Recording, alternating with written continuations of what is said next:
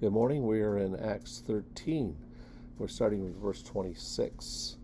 Brothers, sons of the family of Abraham, and those among you who fear God, to us has been sent the message of this salvation.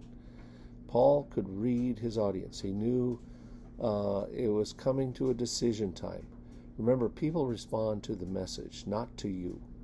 He knew that his audience were Jews, family of Abraham, and God-fearers, proselytes, who we saw in verse 16. The message of salvation came through David to Jesus, and then to them. He tied Jesus in with their knowledge and background. For those who live in Jerusalem and their rulers, because they did not recognize him nor understand the utterances of the prophets, which are read every Sabbath, fulfilled them by condemning him. Even though they had the scriptures, they didn't understand them. They condemned Jesus just as the prophets predicted.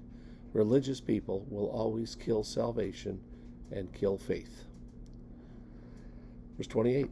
And they found in him no guilt worthy of death. They asked Pilate to have him executed. Those who didn't know the scriptures rejected Jesus and delivered him to Pilate to be executed.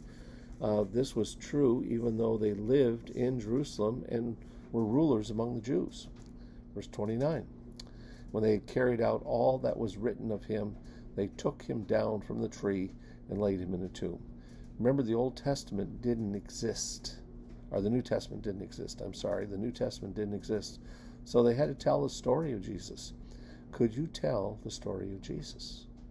Tree tells us that the cross was made out of a rugged wood.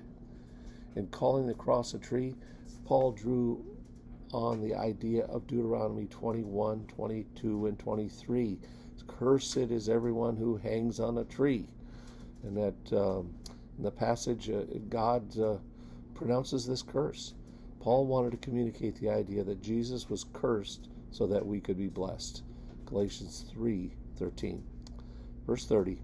But God raised him from the dead. For as many days he appeared to those who had come up with him from Galilee to Jerusalem, who are now his witnesses to the people. What man did was contrasted by what God did. The resurrection, the appearances, and now witnesses. 1 Corinthians 15:3-8 says, For I delivered to you as of first importance what I also received, that Christ died for our sins according with the Scriptures, that he was buried, and he was raised on the third day in accordance with the Scriptures. He appeared to Cephas, that's Peter, then to the 12. Then he appeared to more than 500 brothers at one time, most of whom are still alive, though some have fallen asleep, that is, died. Then he appeared to James, then to all the apostles. Last of all, as to one untimely born, he appeared to me.